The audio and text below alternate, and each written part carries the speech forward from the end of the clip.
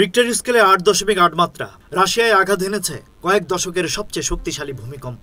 ভোর রাতে রাশিয়ায় পূর্বাঞ্চলীয় কামচাটকা উপদ্বীপ কেঁপে ওঠে বিধ্বংসী এক কম্পনে। ভূমিকম্পের পরপরই ৪ মিটার উচ্চতার জলোচ্ছ্বাস দেখা যায় উপকূলীয় এলাকায়। উৎপত্তিস্থল ছিল পেট্রোপাভলোভস্ক কামচাটস্কির ১৩৬ কিলোমিটার পূর্বে। এরপর কাছাকাছি অঞ্চলে পরপর আরও দুটি কম্পন, একটি ৬.৯ মাত্রার, অন্যটি ৬.৩ মাত্রার। কামচাটকার গভর্নর বলেন, গত কয়েক দশকের মধ্যে এটিই সবচেয়ে ভয়ঙ্কর ভূমিকম্প।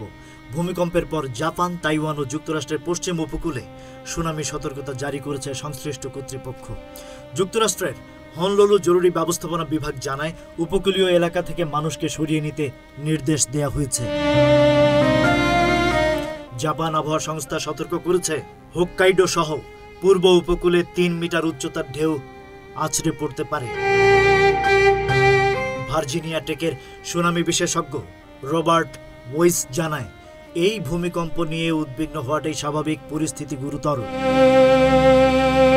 ৩ মহাদেশের উপকূল জুড়ে আতঙ্ক, প্রাকৃতিক দুর্যোগ কি আবারও স্মরণ করিয়ে দিচ্ছে, নির্মমতা যখন আসে তখন প্রস্তুতির বিকল্প থাকে না। Rajib Raihan, news flash, 71।